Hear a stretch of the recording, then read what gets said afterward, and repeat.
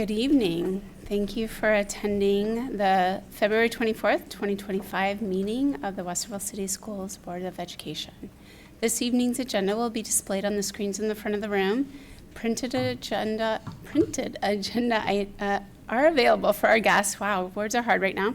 In the back, or you may find the agenda on your mobile device by connecting to the district's website at www.wcsoh.org. Click on the Our District link, select Board of Education, and then follow the Board Docs link to our current meeting agenda. There will be an opportunity for public comment this evening. There's a sign-up sheet located on the table in the back of the room. Each speaker will have 3 minutes to address the board, and the timer will be shown on the screen. This portion of the meeting shall be limited to no more than 60 minutes. And with that, Ms. Marshall, will you please take the roll? Mrs. Altman? Here. Mrs. Davidson is absent. Mrs. Valentine? Here. Mrs. Lieband? Here. Mrs. Meyer? Here. Would you please join us in the Pledge of Allegiance?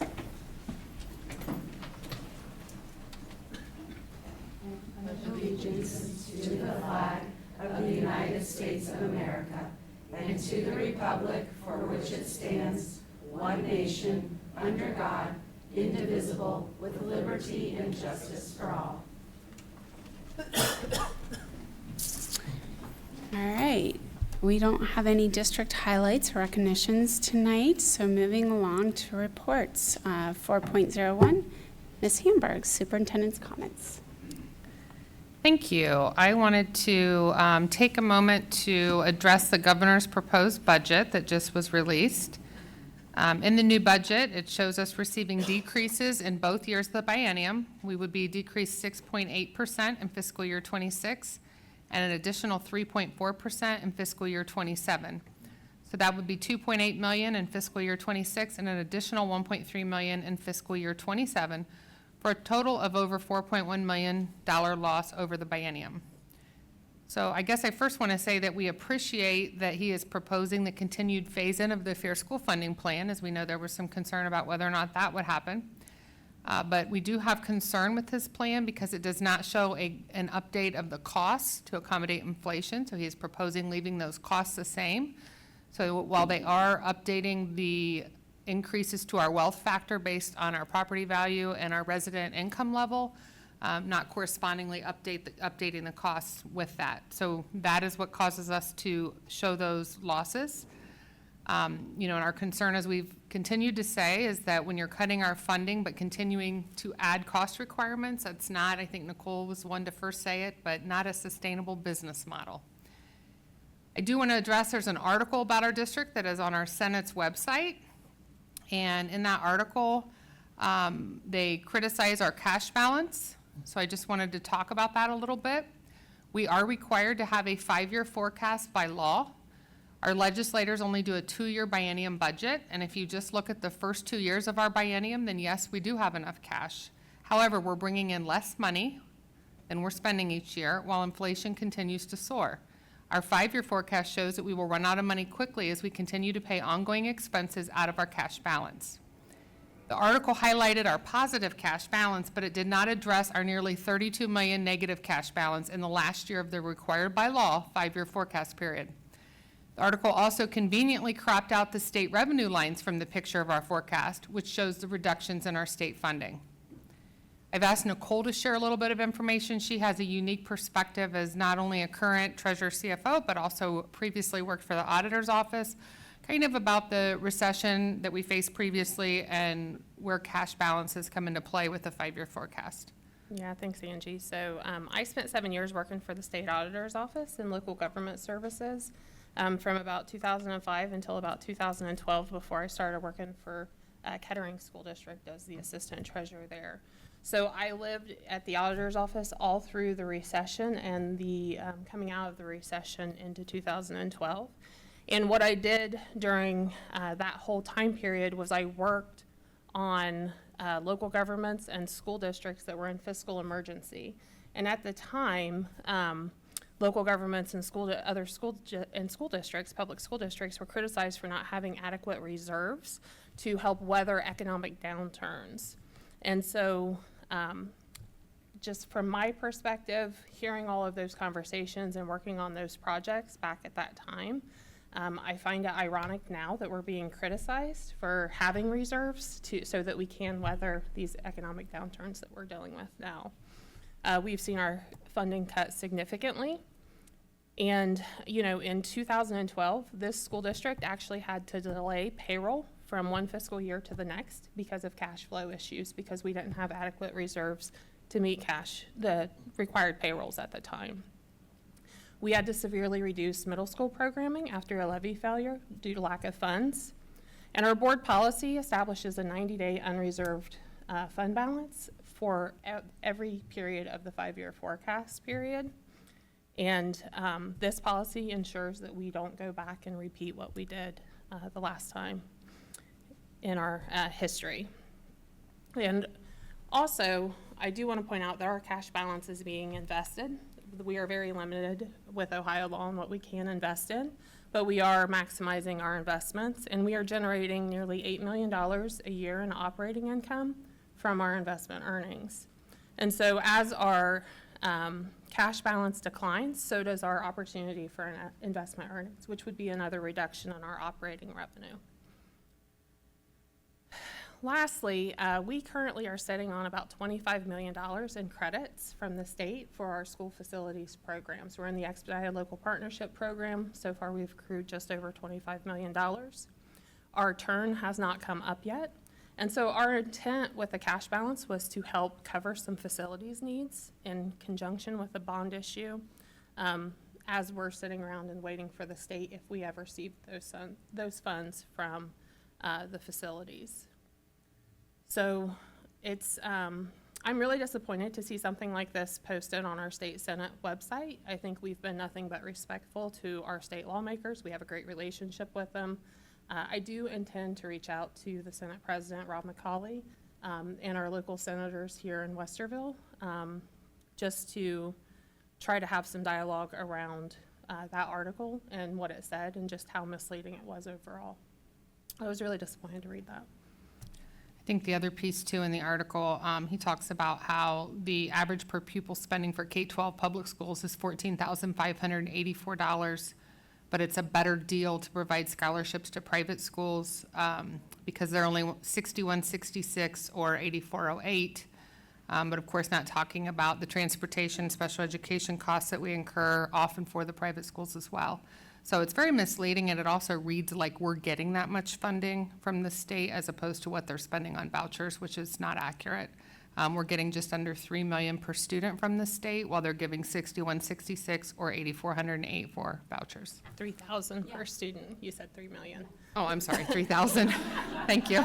I wish. We would have no funding problems if that were the case. Yes, thank you. And there's also a lot of conversation around property tax relief at the state also, and I have told anyone that will listen to me that if the state does actually fully fund a funding formula that they have for schools, that is a form of property tax relief. We can see very clearly in the data how the state has shifted its share of the costs for education down to the local communities, mostly on homeowners and farmers, just over the last several decades. There's loads and loads of data out there that's available for the public to view. I have lots of presentations on the matter if you're ever interested in seeing any of them. So, All right. We just kind of want to give that update, especially in lieu of the article that was posted, or in light of the article that was posted on the Senate website. So that's all I have tonight. Thank you. Does anybody have any questions? Questions or follow-up? Well, I just wanted, for those that are maybe tuning in for the first time or haven't been keeping up with everything that's going on right now, could you just kind of, Nicole, share with us exactly how much in dollars this district would expect to lose because the governor's proposed budget was recently released? yeah, so as Angie shared, the first year of the biennium, which is 26, would be 2.8 million, and then it's another 1.3 in the second year, which is fiscal year 27. So it'd be 4.1 million over the biennium period based on the governor's proposal. I will say this is just the start of the budget process. The governor's released his proposal. The House will then come out with their version. They are currently having hearings right now. Their first hearing in the House Education Committee is tomorrow at 2:15. And then I think they will have another one on the 26th, which is Wednesday. And then they're scheduled to have another one on March the 4th. And so I have already submitted testimony. I intend to go down there and testify. I may go tomorrow.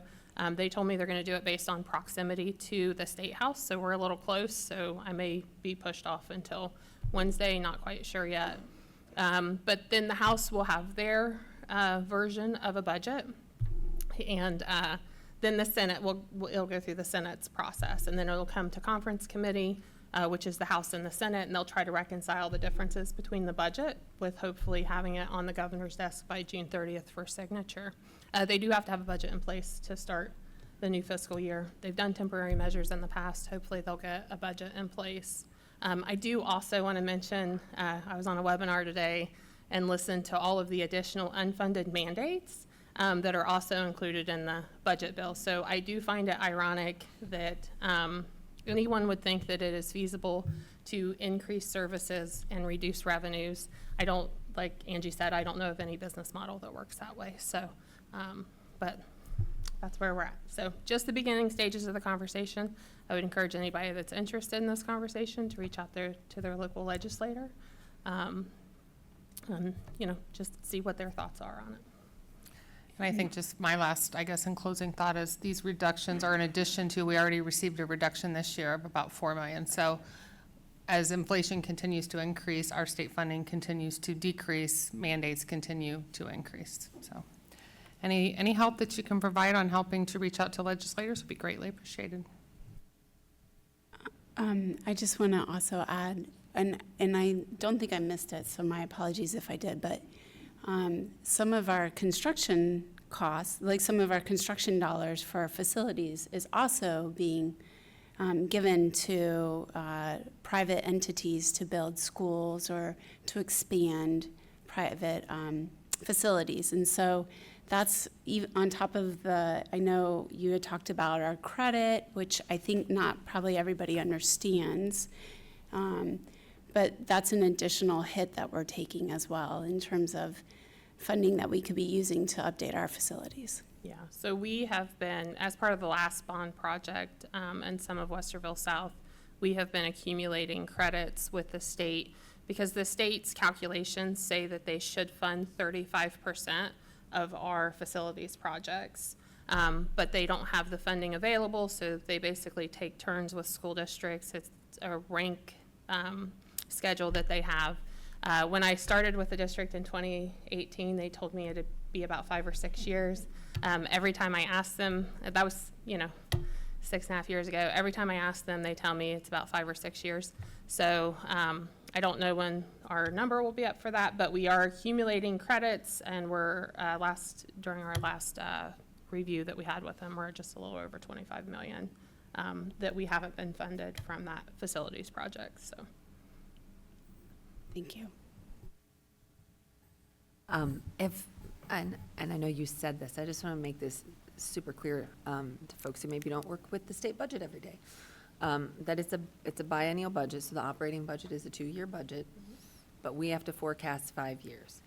And so there's no guarantee after the current budget what the next budget will look like, right? So we're in a situation of having to forecast out 5 years. We have board policy about needing 90 days of cash reserves on hand, but the state budget is a 2-year budget. So you see the challenge that creates in terms of it makes you, make sure you really have that cash reserve because you don't know what's going to happen into the next biennium. Well, yeah, and I will say this last biennium, so the current biennium that we're in now is fiscal year 24, which was our last fiscal year, and the current fiscal year, which is fiscal year 25. When we were talking about this in the spring of 23, coming into fiscal year 24, I had no idea that the state was going to reduce our revenues by $4 million this year in the middle of a biennium. I didn't expect that. There's a lot of school districts that were really surprised by that because the assumptions that were used in the estimates didn't account for true inflationary costs for housing. So they look at our local wealth factor based on our property values and our resident income. Well, property values in 2023, the reappraisals plus whatever our resident income looked like was apparently much higher than what they had used in those calculations. And so I was really surprised by that, did not expect that, and I continue to be surprised by the things that I see come out that either add additional costs to us or try to reduce our revenues in some way or another, so that's why we have this conversation. Any other? Just wanted to add one last thing as per that article that was on the Senate's website, is that the author maintained that our funding model is constitutional. The funding model, let's be clear, is not constitutional. It was ruled unconstitutional, I believe, 4 separate times. And essentially, the courts gave up and said, we have told you 4 times you need to remedy this, fix it. And we just haven't done it. So they're flouting the law like they have in, many other cases here recently, but the funding model we have currently is not constitutional. Yeah, I would agree with that. And I sat in a webinar, and I'm looking for the numbers now, on Friday with the Fair School Funding Work Group that shared a graph. And this is, at a macro level, just not Westerville schools. So during the Droff decision, the state was picking up a little over 42% of the share. In 2023, the state was picking up, oh, my eyes are terrible, almost 40%, so under the Droff decision by quite a bit. And then if implemented with the governor's proposal, so our current share, the state's share is 38% for fiscal year 25, and if the state average, on average, yes. This is the total what the state funds for education across Ohio. And then the 2027 under the governor's proposal would be down to about 32%. So quite a ways away from where we were during the Droff decision days, back when that was ruled unconstitutional 4 times over. So yeah, I would contend that our funding formula is probably not constitutional. We would need a court to tell us that, but I feel like I have a pretty good idea. Thank you. I appreciate that update. Next up, we have a scheduling update from Mr. Meisner and Ms. Harris. Welcome. This is an important time for high school students or incoming high school students, so. High school and middle school. Yeah. So, all right, good evening, everybody. I'm super excited to be here to give you an update on middle school and high school scheduling. For those of you that don't know who I am, I'm Matt Meisner. I'm the Director of Career and College Readiness for the district. And with me tonight is Jennifer Harris, who is our district school counselor who supports all of this work as well. So when we're working with our students and we're starting to develop schedules for our students that is really mapping out all 4 years of their high school career, we really start with them predicting the future or thinking out into the future. And our teachers and our counselors ask our students these big questions when they're sitting down with them and helping them choose which courses they're going to be taking. We really ask them, what kind of problems do you want to solve in the world? We certainly know there are many problems out in the world that need addressed, and there's a lot of challenges. So what is it that they would like to help solve in our world? We ask them what sorts of activities they like to do, what sort of work do they like to do, and then what brings them excitement and joy, because that ultimately is what we're looking for when they enter into a career, that it brings them excitement and joy and they're solving problems.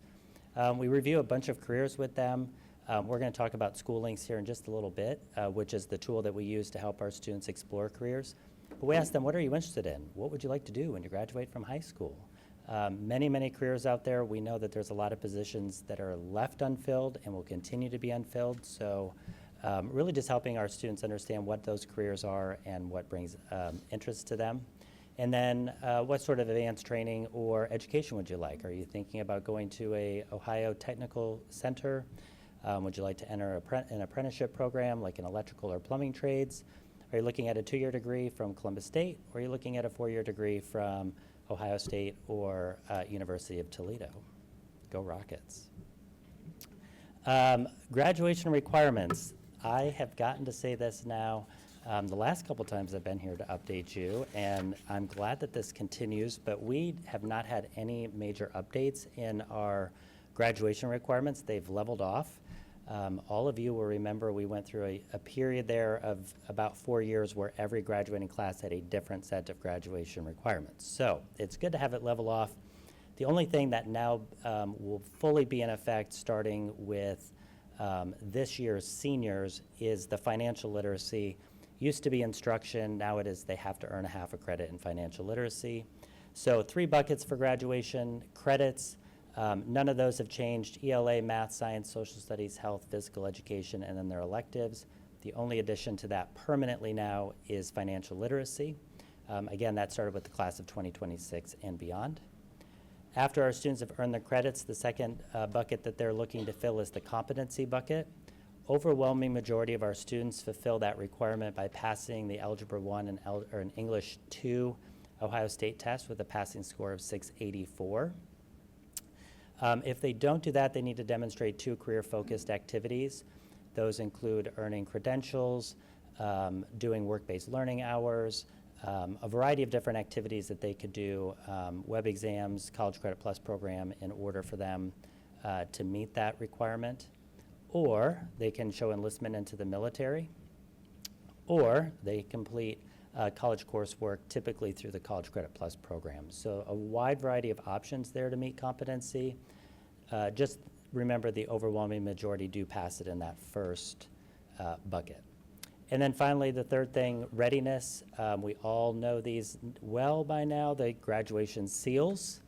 There are 12 seals in total. The first 9 that you see in the dark blue box, those are state-defined seals. They put out the criteria of what those are. Students must earn at least 1 state-defined seal. The other 3 on the right-hand side in the lighter blue box, those are locally defined seals. Those are seals that we as a district are allowed to create the parameters of what that would be for a student to earn those. Students can earn 1 foundational and 1 state and 1 district approved seal, or they could earn 2 state approved seals. They cannot earn 2 of the district approved seals. We are well on our way into the scheduling process. So it actually starts all the way back in January. In January, we are busy, busy, busy. In December, we meet with our counselors. We provide them all of the new updates, any new courses we're offering, any changes to our course descriptions, high school academic planning guide. That goes into their hands in December, and then they start disseminating all of that information in January. January is like information overload for scheduling. They're in classrooms, they're providing presentations to students and families about course offerings. They're really just providing them all the information so they can start to think about what sorts of courses they would like to take. In February, our students start submitting their course requests. It's in green because this is using SchoolLinks, which is our college and career readiness platform. We're going to talk a little bit more about what that looks like, but we've been really impressed with this. It's been a great tool for our students and our counselors and has really sped up, not just sped up the process, but helped have deeper and richer conversations. In blue, right around spring break time, we take all of the information our students have put into SchoolLinks and we transfer that into PowerSchool. In March, we're well ahead of schedule at this point, but our school counselors meet with every single student and go through their course requests. That's a huge undertaking for all of our counselors. They're having those one-on-one meetings, reviewing those courses, helping students make different choices if they need to, or approving their plan if they're good to go. And then in August, all of the things happen. So right where that big P is, that's where all the work happens in PowerSchool. Our building administrators are building master schedules, and they are prepared for, in August is when our students get their schedules of the order of classes they'll be taking, what period they have them. So this is a good about 8-month-long process to do scheduling for all of our students. Like I said, we're continuing to use SchoolLinks. We really, really have enjoyed using this tool. In this tool, it allows us to do a variety of things to work with our students. They do college planning in there. They get to explore any college in the nation and internationally. They get to look at tuition costs, programs, etc. Our high school academic planning guide is live in the platform as well, so students can click on courses and learn more about those. Students make their course selections in there for all 4 years of their high school academic career. They do career planning by doing a variety of career interest surveys and learning more about different careers and selecting what's of interest to them. And then they do the Ohio graduation planning, which is a great big document that they work on where they are building out their 4-year course plan that is tied to their post-secondary goals, college, entering the workforce, or joining the military, and then what career they ultimately would like to get into. Our course planner in SchoolLink, so this is used by all of our students in grades 8 through 11. It allows our students to map out all 4 years of their academics, again tied to that goal that they have been setting for themselves for career, for what career they would like to have once they graduate. It allows our students and families to keep updates on their plan progress. We really love this tool that it shows historical grades. So as students are going in and selecting next year's courses, they get to see how they performed in previous courses as well, which has been a very powerful tool. My favorite feature of SchoolLinks is it translates all of the information that we have in there to a variety of languages. Every single one of the languages represented in our district is in SchoolLinks. So it's a really quick and easy way for all of our families to be able to access the information in the platform. It communicates those plans to parents and guardians and our school counselors, so everybody can go in and see what those plans are and what the students are thinking about. We use the course planner to facilitate those one-on-one meetings between our counselors and our students. I do want to pause on that for a moment about that one-on-one meeting. So just to give you some perspective, each of our high school counselors have somewhere between 400 and 450 students on their caseload. So to meet with them one-on-one, every single one of them, on top of all the other duties they're doing, is pretty a remarkable task. So shout out to our school counselors. They are busy. They're leaving every day busy. They are tired, but it's the good work, and it's the work that they like to do. And finally, the course planner is the integral part of our Ohio graduation plan, so our students choosing all 4 years of their courses.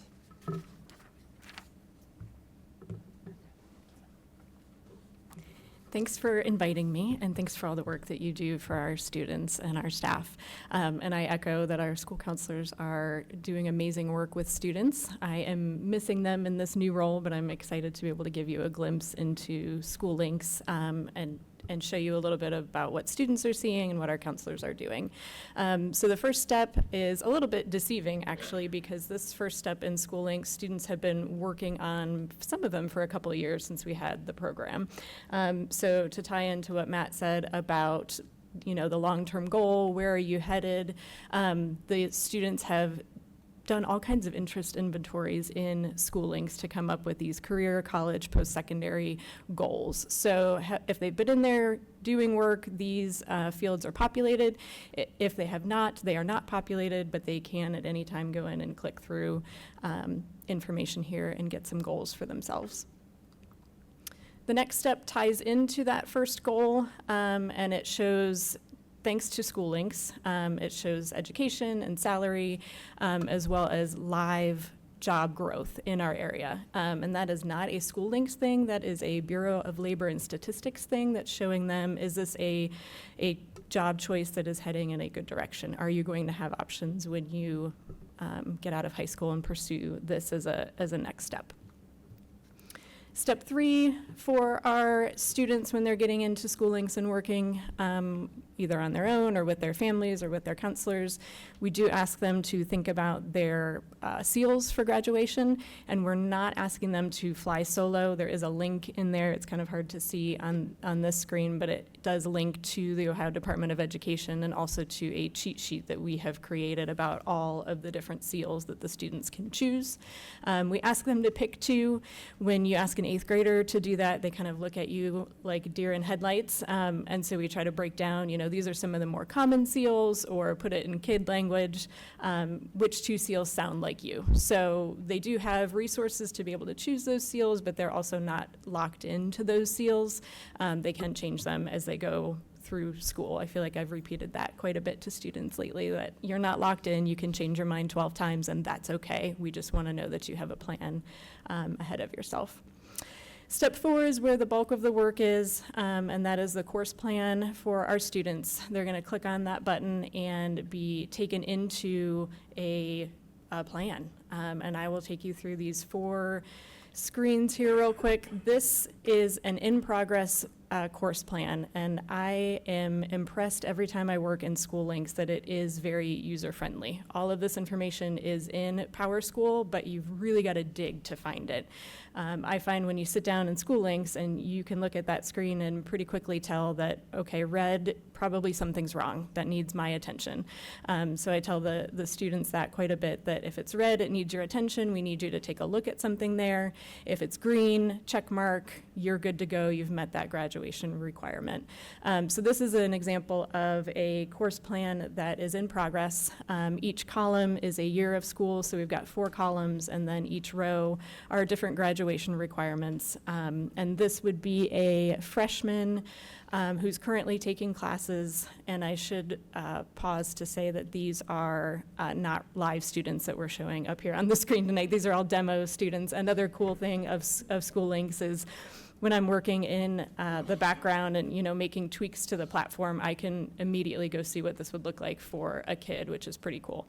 This is kind of a random sampling, but a 4-year view, which I think when I'm thinking about an adolescent brain, I want to see how everything fits. I want to see where my attention is. And red is not good, green is good. Hard to see, but there's some yellow there underneath some of the courses. Those would be courses that are in progress. So this freshman looks like he's taking algebra, and assuming he does well, that will remain part of his course plan.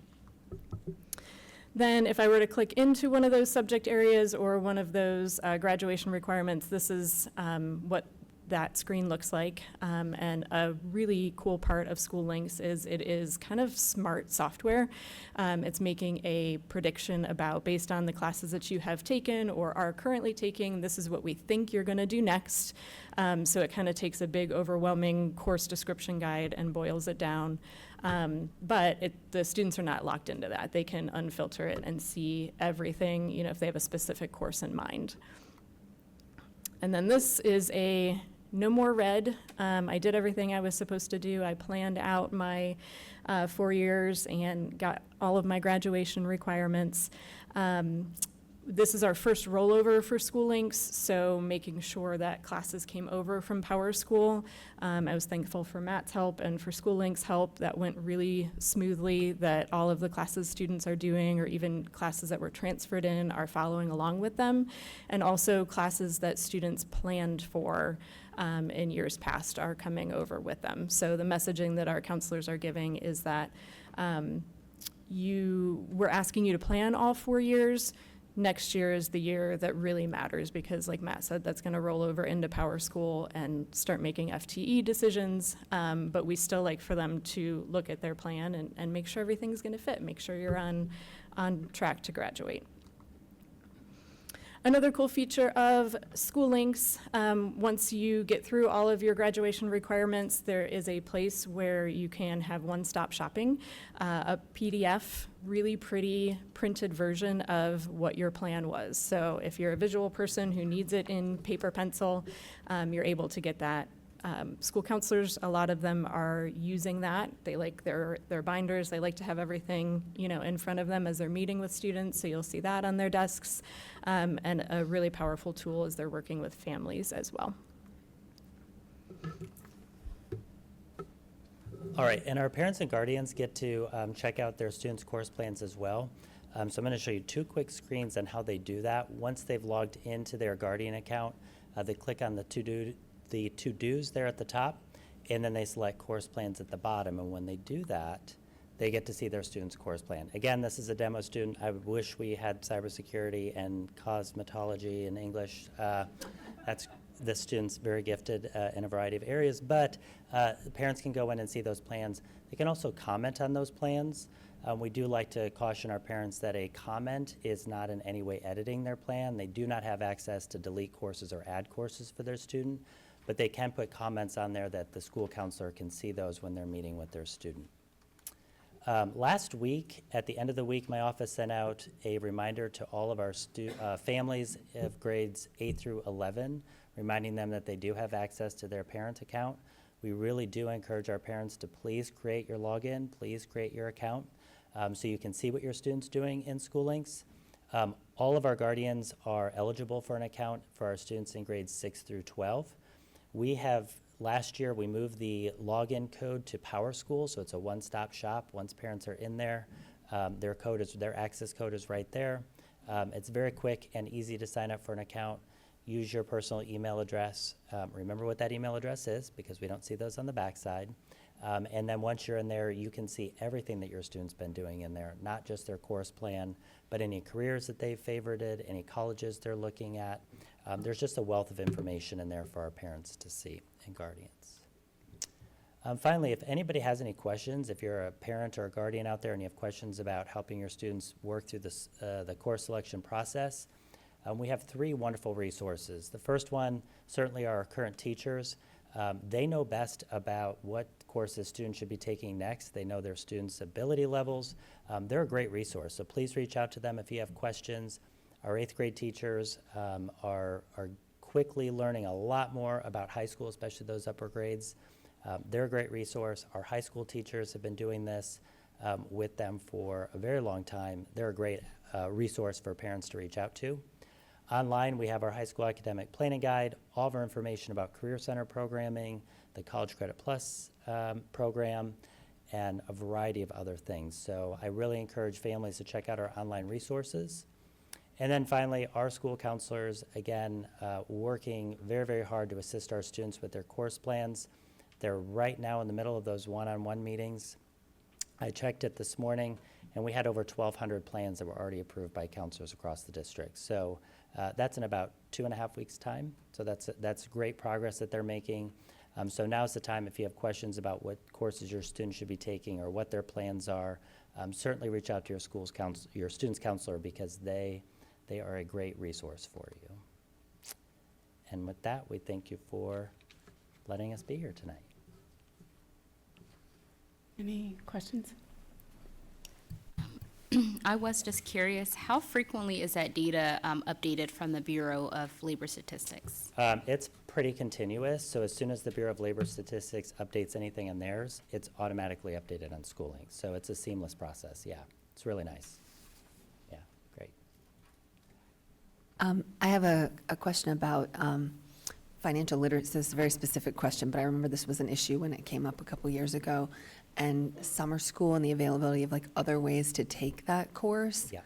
Are there other ways to take that course? And can you talk about that so people know? Sure, yeah. We've continued that from last year into this year. So our students can take financial literacy through summer school. They can also do it online right now if they are planning on going to the Career Center. That's really our focus, because there's not enough room in their schedule.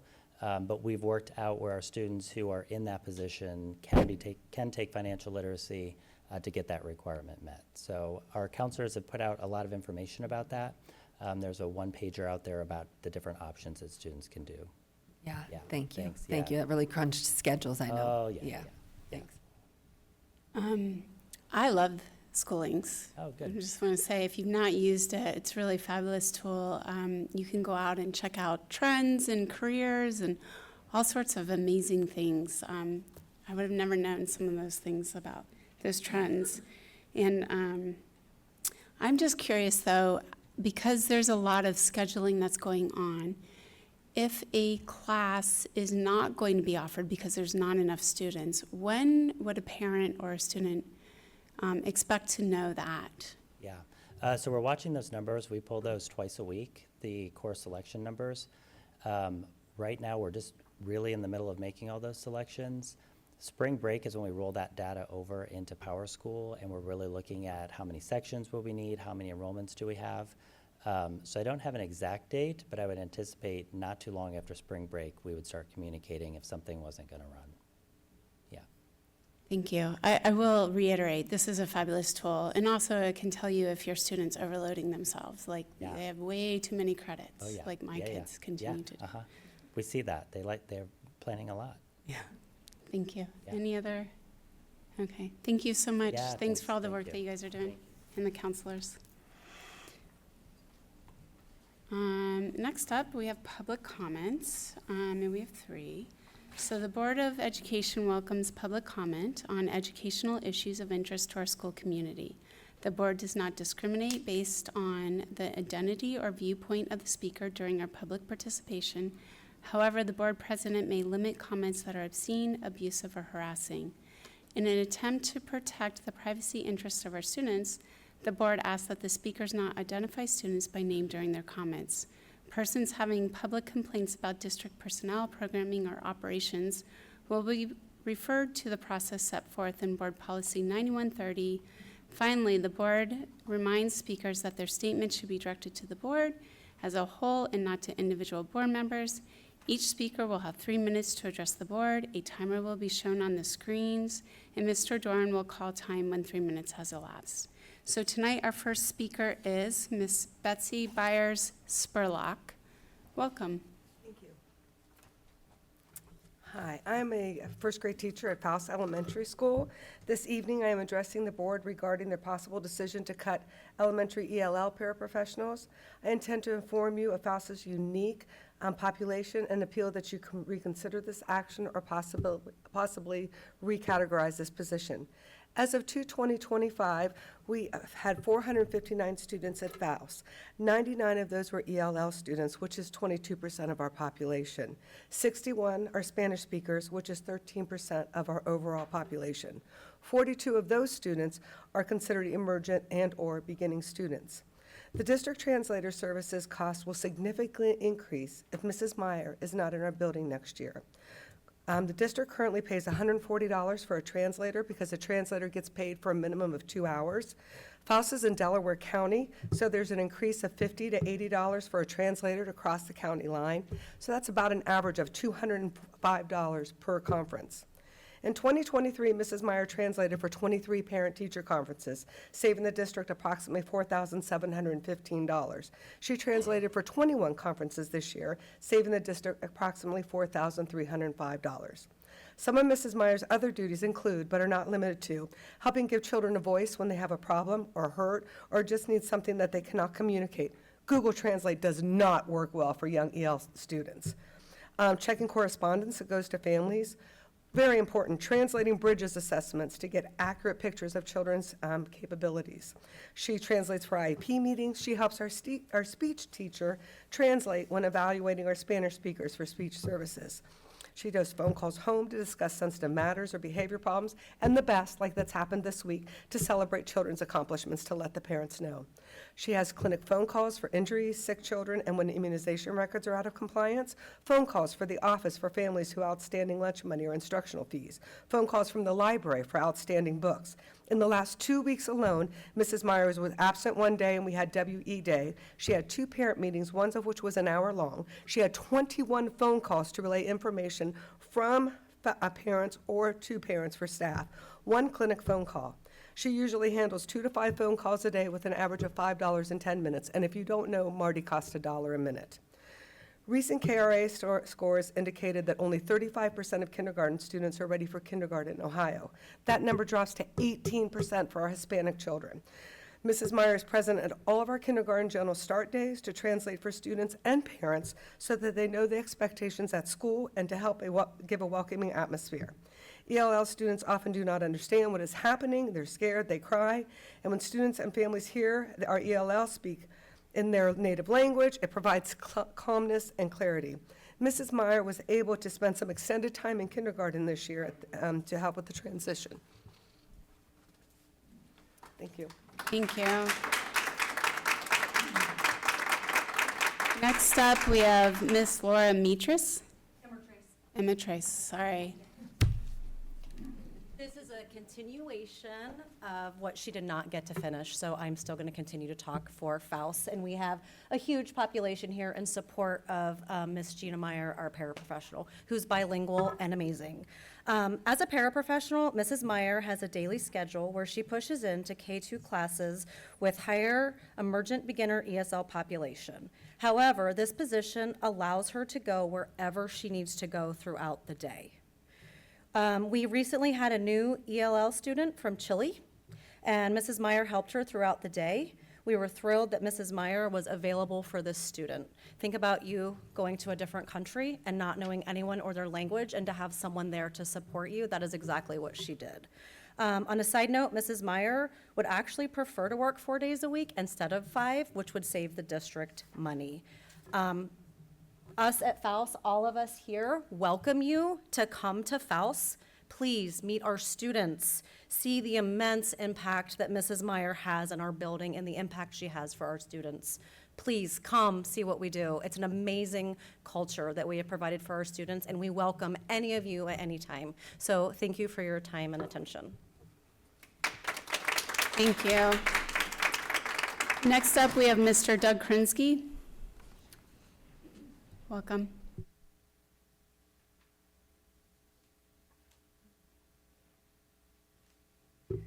Thank you. Before I actually say what I'm going to say, I think that's another example of why you need to go back to 5 minutes for each speaker. Just food for thought. But my points go back to the original 4.0, since I can't use names. Somebody was talking about budget, DeWine, blah, blah, blah. So when we did public forums last fall, we talked about how poorly the grades were for all the students. So now that the levy's over, you've saved $8 million a year annualized, transferred back to $30 million. What I don't understand is, why are all the comments about budget, why aren't they about getting the grades up for all the kids? So I'm sort of missing the whole thing about, we're going to put a levy up, you're not going to put a levy up, now you're talking about state budget. I'm confused. Where's the talk about helping the kids, like what I just heard? You know, the kids need help, let's help the kids. But as long as you're going to talk about budget, let's talk about a couple things. So you say the state pulled $4 million last year. You also picked up $2.7 million, which you continue to not bring up, that you didn't have the year before based on real estate reevaluations. So you didn't just lose 4, you picked up $2.7 million. And that'll probably happen again in 3 years again, so there you go. Also, before the levy was voted on, you said there was no more cost savings to be found. You had done that, there wasn't any more to be found. Interesting how after the levy was defeated, you found $8 million a year in savings. Interesting how that happens. Also, why don't we do something like hire an auditor to internally analyze every penny that's being spent in the district and look for duplication, overlap of jobs and job descriptions. Because as I remember from the numbers looking last fall, the administrative area went up $4 million in 1 year during COVID. So to me, whatever was added probably needs to be removed because it was either a one-time thing or there's a duplication going on in the admin area. So that's another area for opportunity. The last thing I want to do is point out that you continue to bring up residents should help you advocate for state funding. Well, I'm one citizen I know none of you like, which, okay, that's fine. But I did offer, right after the levy was defeated, that I would help you go to the State House, advocate if we could come up with goals we all agreed to. I wouldn't do it if you're going to put another levy up, and I know a couple of you didn't like that. That's fine. That's just, I only have so much time. I'm not going to do everything. So since you are not putting a levy up, I would have thought somebody would have extended their hand back to me and say, Doug, could you help us down at the State House? But the only response I got on my initial offer was, read our presentation, you figure out what the priorities are, because I asked for your priorities, but you didn't tell them to me. So you asked for help, I offered to help, and yet it didn't happen. So I'm confused about what you guys are doing, and since my 3 minutes are up, I'm done. Thanks. Okay. Moving along to board meeting minutes, 6.01. May I have a motion to approve the minutes of the regular Board of Education meeting held on Monday, February 10th, 2025? So moved. Second. Any comments? Okay. Ms. Marshall, will you take the roll call? Mrs. Altman, Yes. Mrs. Levine, Yes. Mrs. Valentine, Yes. Mrs. Meyer. Yes. And, I'm sorry? Louise seconded that. I'm sorry, I did make a note of it. Sorry about that. Okay.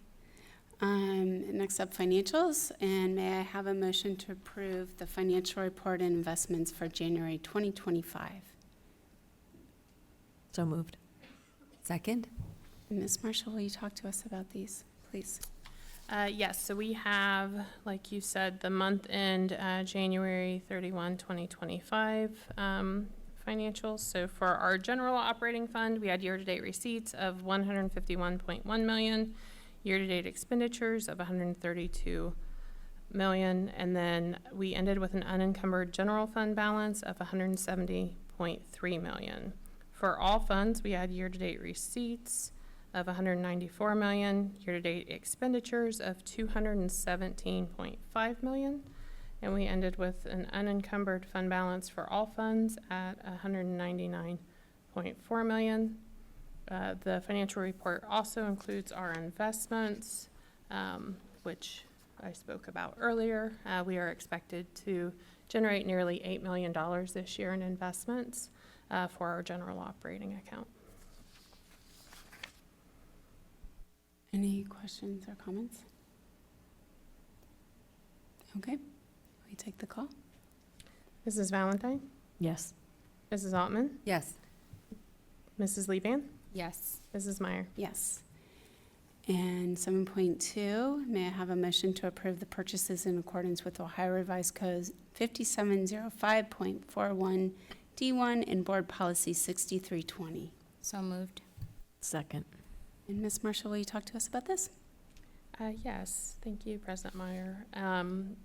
So this is what we call then and now purchase order. So this is where we have a purchase order that is open after an invoice date. We have one for this month with our food services department. We did actually have a purchase order open for this purchase, but it was closed in error as part of a payment on a previous invoice. So we had to open a new purchase order, and because of timing, we have to bring it to the board for approval. So the funds were budgeted, and I do recommend approval. Any comments or questions? Okay, will you take the vote, please? Mrs. Lieband? Yes. Mrs. Valentine? Yes. Mrs. Altman? Yes. Mrs. Meyer? Yes. And is it okay if we take personal consent as one agenda? Great. May I have a motion to approve the personal consent agenda 8.01 through 8.09? So moved. Second. Welcome, Mr. Cooper. President Meyer, Vice President Lieband, members of the board, Ms. Marshall, and Ms. Hamburg. Tonight's personnel consent agenda includes action items with regard to resignations, retirements, leaves of absence, one-time pays, contract status changes, and other employment-related decisions. We have one staff member who has announced retirement on this evening's agenda. Wanda Myers will be retiring at the end of this school year after 28 years of service to our district, and specifically in our HR department. So we have appreciated all that she has done for our students, our staff, our community, and certainly wish her the best in her years of retirement ahead. At this time, I can answer any questions you may have. Just a big thank you from me. Yeah. All right. Thank you. Mrs. Altman? Yes. Mrs. Lieband? Yes. Mrs. Valentine? Yes. Mrs. Meyer? Yes. And may I take old business as one? Okay. May I have a motion to approve old business 9.01 through 9.06? So moved. Second. Any comments, questions? Okay. Will you please take the vote? Mrs. Lieband? Yes. Mrs. Altman? Yes. Mrs. Valentine? Yes. Mrs. Meyer? Yes. And next we have new business, 10.01, our first reading of policy 1422.01, drug-free workplace. Mr. Cooper, welcome back. Hi, thank you. So just noting policy 1422.01 is a new policy recommendation from Neola. This policy is in place with regard to policies 3122.01 as well as 4122.01.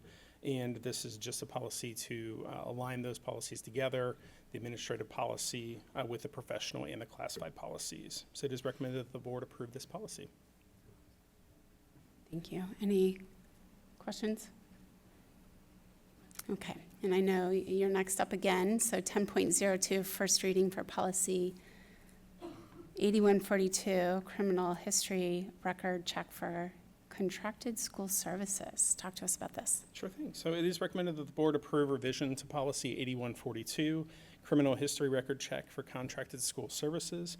This will align with policy 4121 As you may recall, we recently made the same revisions to Policy 4121 due to the new state requirement for non-licensed employees who routinely interact with students within the school buildings. The requirement is to enroll in the state's RAPBAC system.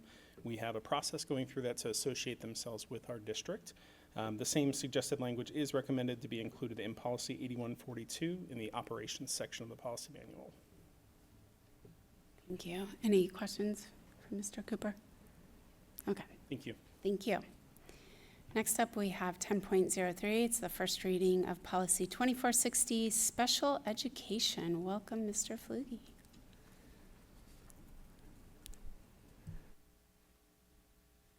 Good evening, President Meyer and members of the board. I'm here tonight to recommend that the board approve the update of existing Board Policy 2460 Special Education to confirm the district's current practice of adopting the Ohio Department of Education and Workforce's Special Education Model Policies and Procedures. The existing policy is being updated to reflect the adoption of changes made in 2023 to the Ohio Operating Standards for the Education of Children with Disabilities, which consisted primarily of language revisions for clarification purposes. Based on the above, I am recommending that the board approve the updated policy as proposed. Thank you. Any questions? All right, Thank thank you. you so much. Next up, we have 10.04, the first reading of Policy 5136.01, Electronic Equipment. Mr. Stifler, welcome.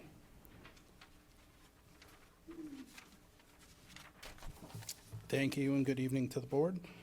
President Meyer, Vice President Lieben, members of the board, Superintendent Hamburg, and Treasurer Marshall. In front of you tonight is Policy 5136.01 for electronic equipment.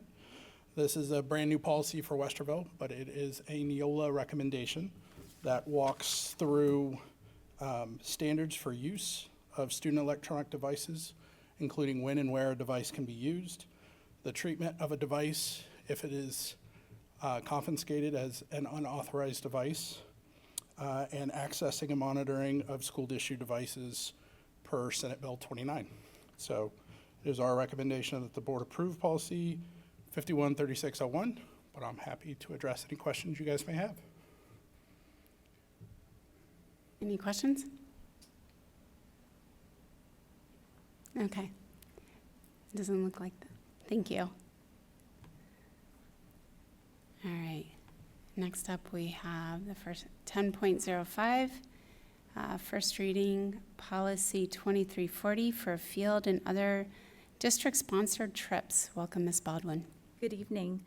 This evening, this recommended policy update includes language that brings this policy into compliance with new state legislation that is effective February of 2025 that prohibits members of the opposite biological sex from sharing overnight accommodations.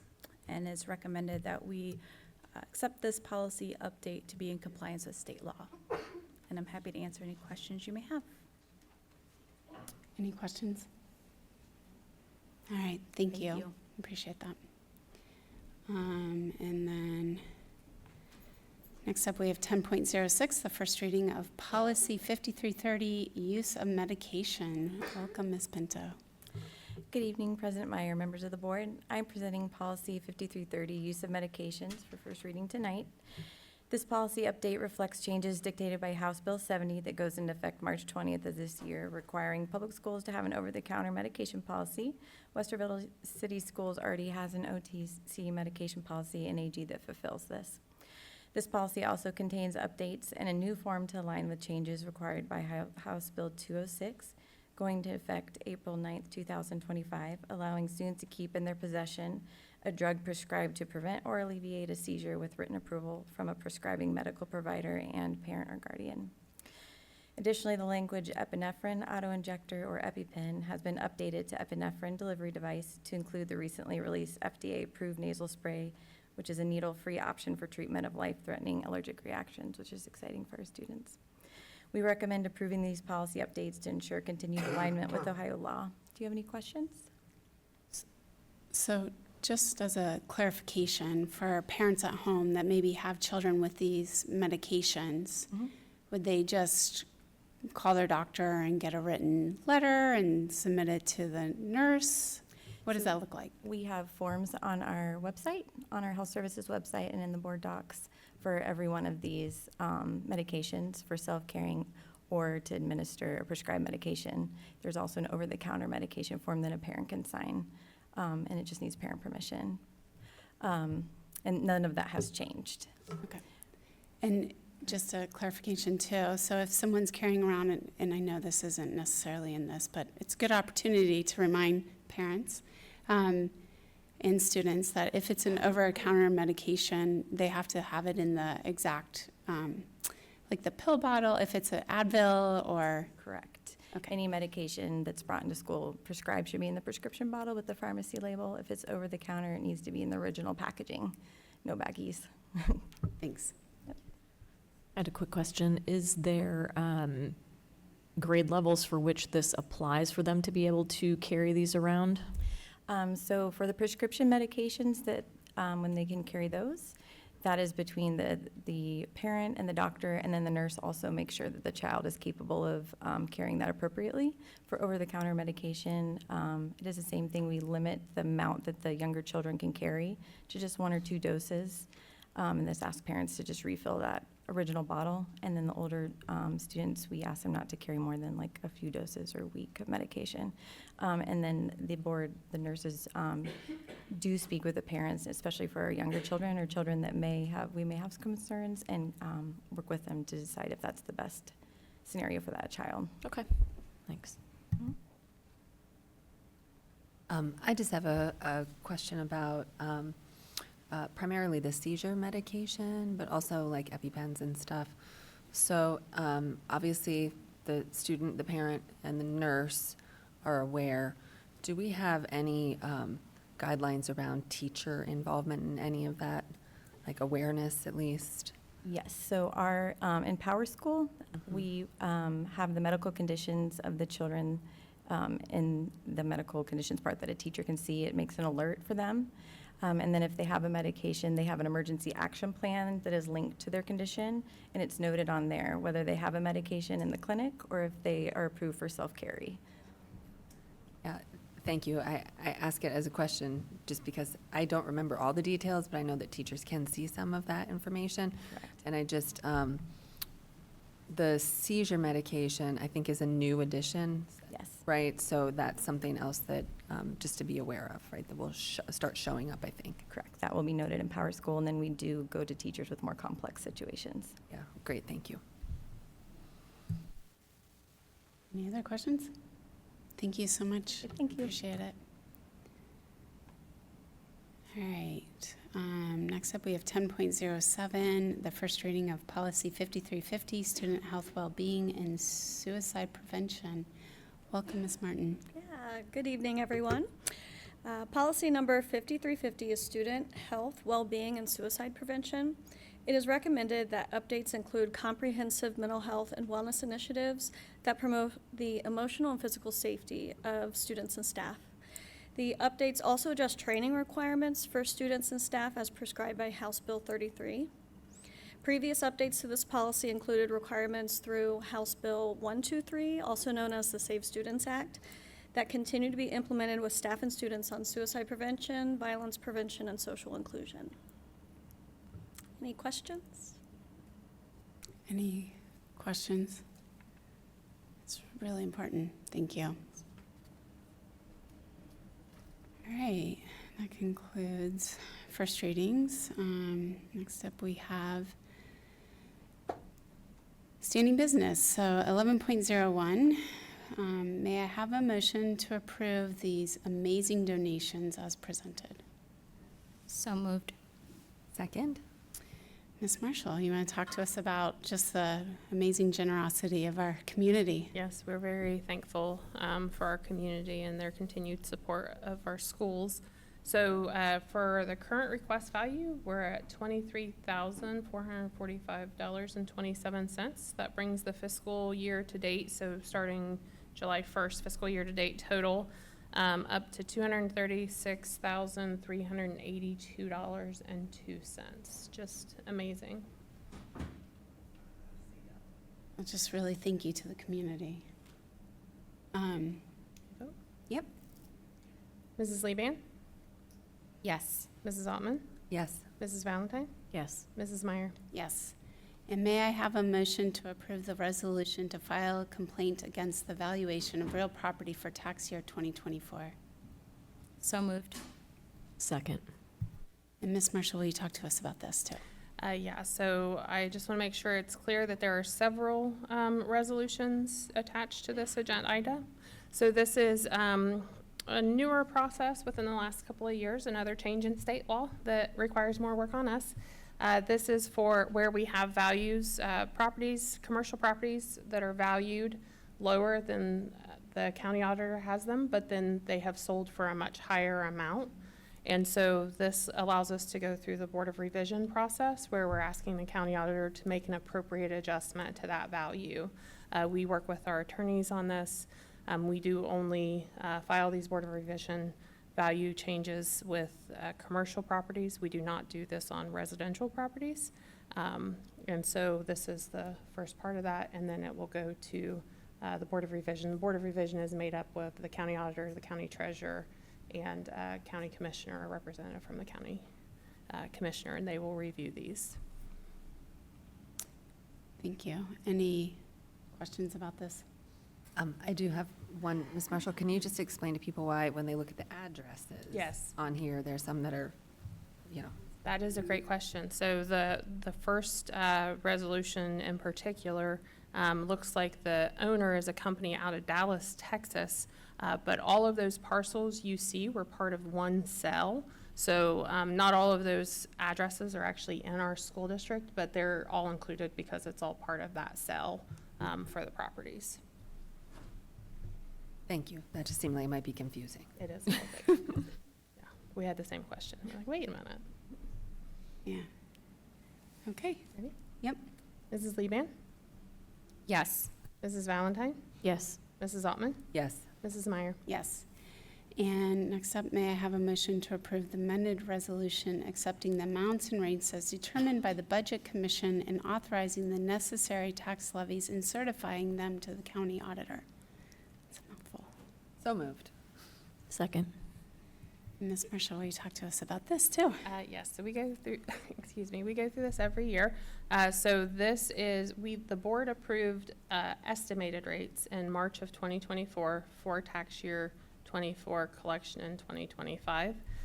The Budget Commission for the county has met to go over our amounts and rates, and so this is their recommendation, and so this is our accepting of their adjusted rates and amounts. So you can see that they did slightly adjust from what you approved back in March of 2024 as they have actual values for 2024 now. I should note that it includes the full voted rate except for our levies that are fixed sum levies, so like the bond issue, those sorts of things, those have been adjusted. We're not actually collecting over 70 mills for the operating fund. I just want to make sure to point that out. It's a little bit confusing, so. Yeah, it can be. Appreciate that. Any questions? Okay, we take the vote. Mrs. Altman? Yes. Mrs. Valentine? Yes. Mrs. Leban? Yes. Mrs. Meyer? Yes.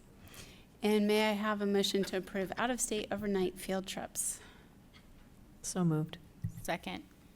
Welcome, Ms. Baldwin. These look really fabulous. Good evening. There's lots of exciting opportunities for our students coming up. I do have one spring break trip, and this is for Westerville Central's baseball team to travel to Florida for warmer weather during spring break for practice. And then the other 3 trip requests are through EF Tours, so our students would be visiting different countries as part of this opportunity. And then no student days will be missed of school for any of these opportunities as well. And I'm happy to answer any questions you may have. Yeah.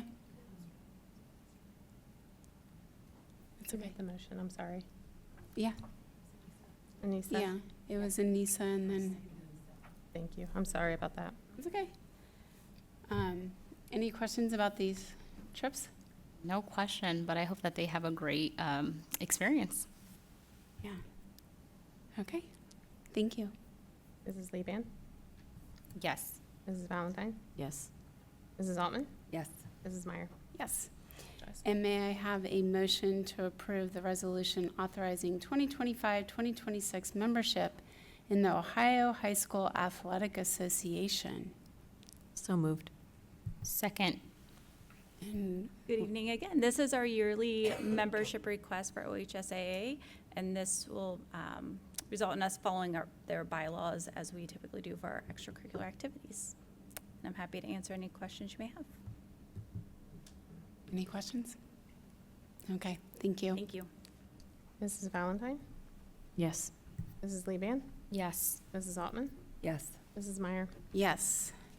And next up, 11.06, may I have a motion to approve the facility rental guide revisions effective July 1st, 2025?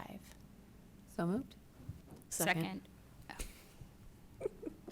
Good evening, members of the board. Before you this evening are updates to the district's facility rental guidelines. These updates include fee increases for the Group 2 and Group 3 facility rental categories and an increase in the hourly rates of the special service fees. All have been revised to reflect inflationary rates, as this program is to remain cost neutral for the district. The last time we adjusted these fees were in 2018. The fees before you will be effective July 1st of 2025. It is recommended that the board approve the changes to the facility rental guidelines for July 1st, 2025. I'd be happy to answer any questions you might have. Any questions? These are pretty reasonable still, so appreciate the work. Thank you. Right. Okay. Yep. Mrs. Altman? Yes. Mrs. Leban? Yes. Mrs. Valentine? Yes. Mrs. Meyer? Yes. And next, may I have a motion to approve the 2025-2026 student fee schedule?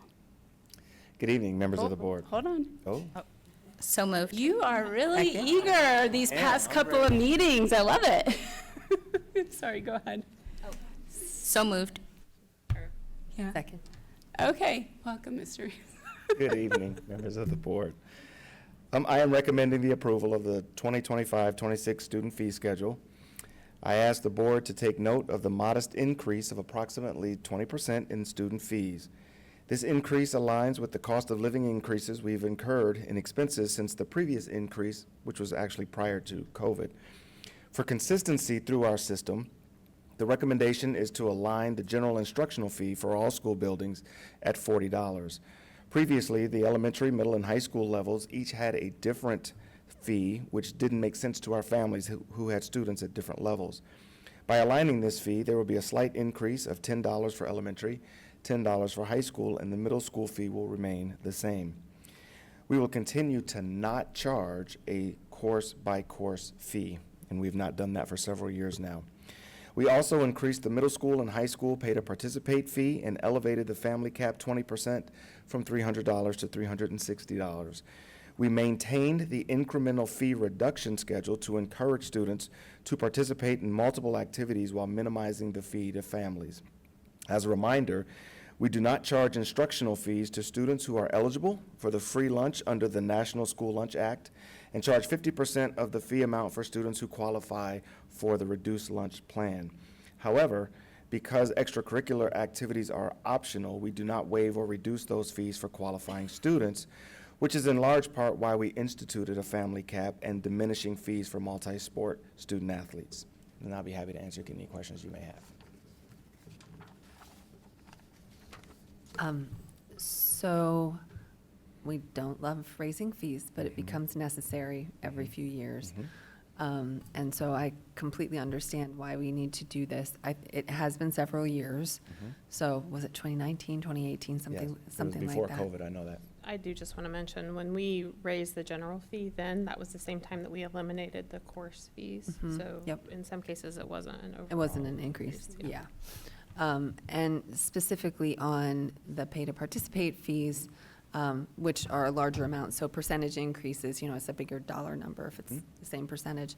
I would just, as a board, hope that we can look at them more frequently so that, we can deal with it every couple years. Sure. And have a smaller percentage increase, Sure. kind of step them up there. Sure. That's my ask, so thank you. And I would note that we are one of the few school districts that have what I refer to as a diminishing fee. So for example, in middle school, the first sport you play is $90, the second sport is $60, and the third sport is free. Not very many school districts have that, which encourages students to participate and still hold to the family cap, so. And I'm sorry. I may add that there are some students that may not be able to pay to play, right? But if they are to go talk to the coach potentially, a lot of the athletic boosters, music boosters, theater boosters always find a way Yep. to help students participate. Yep. And so if you're at home and, your student's worried about participating, I would really encourage them to go talk to the coach or the band director or whoever. Yes. And we've had wonderful support with our programs, and anytime we've had students who may have had difficulty, there's been no shortage of support to help to make sure that student can participate. Thank you. Any other? All right. Thank you so much. Mrs. Leban? Yes. Mrs. Altman? Yes. Mrs. Valentine? Yes. Mrs. Meyer? Yes. 11.08, may I have a motion to approve an agreement with Osborne Engineering for design and construction administrative services for the FY25 Hamby Elementary HVAC project? So moved. Second. Welcome, Mr. Schwartz. Thank you, President Meyer, Vice President Liban, members of the board, Superintendent Hamburg, and Treasurer Marshall. So I'm here in support of resolution approving an agreement with Osborne Engineering, as you said, to provide design and construction administration services for the FY or fiscal year 25 Hanby Elementary HVAC project in the amount of $19,300. It's important to note this project's in full alignment with the district's preventive maintenance and repair program. So again, it's not part of the master plan. This is our regular annual assessment of facilities, equipment, and programs within the district relative to facilities.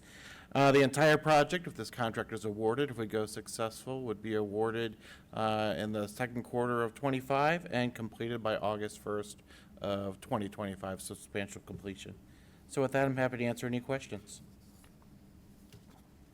Any questions? Comments? Okay, seeing none. Ms. Marshall? Mrs. Leban? Yes. Mrs. Altman? Yes. Mrs. Valentine? Yes. Mrs. Meyer? Yes. And 11.09, may I have a motion to approve an agreement with Osborne Engineering for design and construction administration services for the South High School baseball and softball irrigation system restoration project? Almost as hard to type as it was to read. Thank Yeah. you for trusting me. So moved. So moved. Hold on one second. Sorry. So moved. Second. Okay, thank you. No Mr. problem. Sorry Schwartz. about that. That's okay.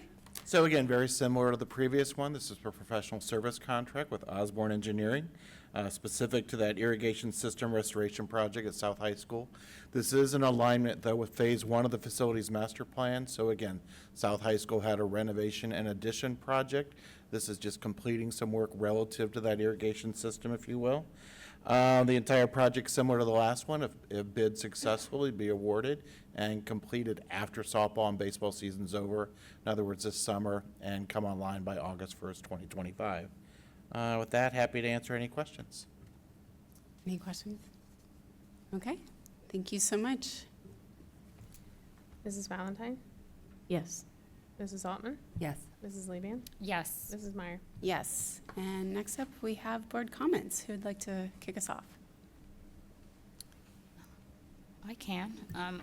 First, I want to say congratulations to the Westerville North community. They put together a very wonderful Black History Month show. Was just phenomenal. So just congratulations to everyone who did that. And then I just wanted to thank the Faust community that is with us today. I just want to say that I really appreciate you all coming down and sharing your concerns. You know, it's not easy to really just help us board members understand the impact that our EL paraprofessionals are, that they have in your buildings. I believe and I know that they are really the backbones of our classrooms, helping students with their learning, but also their well-being. And so I just wanted to thank you all for sharing those examples of, how they're impacting your buildings every single day. And I hope to visit Faust again this week, so just thank you.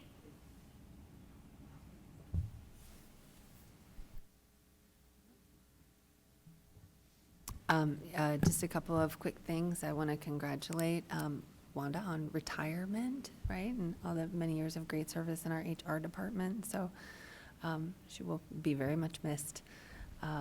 And thank you for the presentation on school links and scheduling. It's a confusing time, right, for a lot of kids trying to figure out what they're going to do and how to make it through that. So I just really want to second encouraging parents to be part of that process. And thank you to our counselors. I think I know they're working overtime at this time of year. So thank you for all the support given to our students and the teachers who are guiding students on what to take.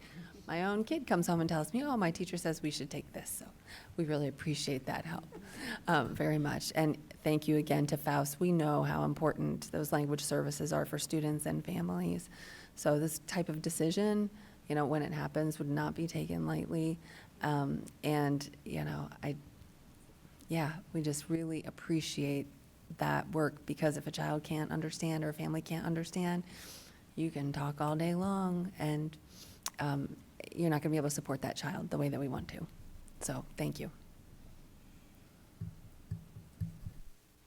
I'll just echo what my colleagues have said as well. The counselors, the sheer number of kids that they are meeting with, wow, that's a lot. So very thankful for the counselors and the work that they're doing. I know my own kids came home with their scheduled choices, I guess if you can say that, for 8th grade. They're super stoked for extreme engineering. So thank you to the counselors and thank you to the Faust staff and educators who came out today to support one of their own. We appreciate that. Well, I echo everything that was said. So I really appreciate you coming out tonight. And I am thankful for the counselors that are helping my children as well as many others. I did want to just state something. I want to remind the community, I've seen a lot of comments about we should be audited. And I want to remind us that we're audited every year by the state. In the past 11 years, we have gotten awards for a clean audit, and I'm pretty sure we'll be getting one again this year. And that's thanks to our wonderful Treasury Department, right? They do a fabulous job. It's a district-wide effort, I assure you. And it's 12 years, actually, we've done. So my this will be apologies. year 13. I'm so sorry. And I have invited Auditor Faber to join us on March 17th. I'm hoping he can make it. But we do expect to receive a clean audit award again this year. So still waiting for them to release our audit, though. Yeah, thank you. So this constant conversation about us not needing to be outside audited, we are every year. And the other thing that I would like to note is that we heard tonight about $8 million worth of savings, and when are we going to start talking about supporting kids? That's what we do every day. But I want to remind people out there that that $8 million that we cut does impact students, because those are people. Those are actual positions that touch students every day. And so we are doing our best up here to make sure that, one, our General Assembly is actually listening to us and really understanding the needs of public education, and we're trying our best to defend public education here. And two, to make sure that we are fully funded, right? So we can continue to offer great services, amazing opportunities that I wish I had when I went to school here in Westerville and I had a great education. So I just want to remind the community of those couple of things. So just please join us. We really could use your voice. They are taking public testimony down at the State House. If you don't have time to get down there, you can submit written testimony, call your legislators, or just reach out to us and we'll help you get involved. So that's all I have. I just want to thank you. Can I, just One Yeah. thing. Ms. Marshall, can you tell us if private schools that receive voucher funds and non-public charters that receive vouchers have to be audited? They are not audited. Thank you. Thank you, Jen. Very important distinction. I'll add one more to Yeah. yours. There is public testimony being accepted tomorrow, and then potentially on the 26th, they will also be doing public testimony for the Education Committee the following week. So, right, 4th? Yeah. March the 4th. March yeah. 4th, yes, March 4th. Yeah, and they will do the Wednesday, the 26th, the aid for Representative Fowler Author just So there emailed are, me and said. yeah, so I'm there on are the a couple of 26th, so- opportunities. And again, for all of these, you don't have to go in person. You can Correct. submit Written virtually. Yep. Thank you so much. I would just like to mention, if you did want to submit testimony, you have to have your testimony submitted 24 hours in advance of when you would testify. If you were to go down and testify, sorry. And if you want to sign up on the legislature's website to track these committees or the bill, they make it really simple now. It didn't used to be so simple, but they do make it pretty simple now. So with that, I just really thank you all for coming tonight. I'm going to ask for a motion to enter into an executive session for the purposes of discussing the employment and compensation of public employees and to consider the appointment of a public official. So moved. Second. Will you take the vote? Mrs. Altman? Yes. Mrs. Valentine? Yes. Mrs. Lebian?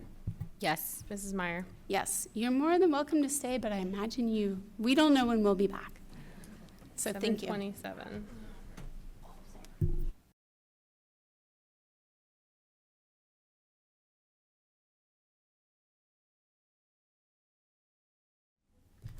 We are back, and may I have a motion to adjourn?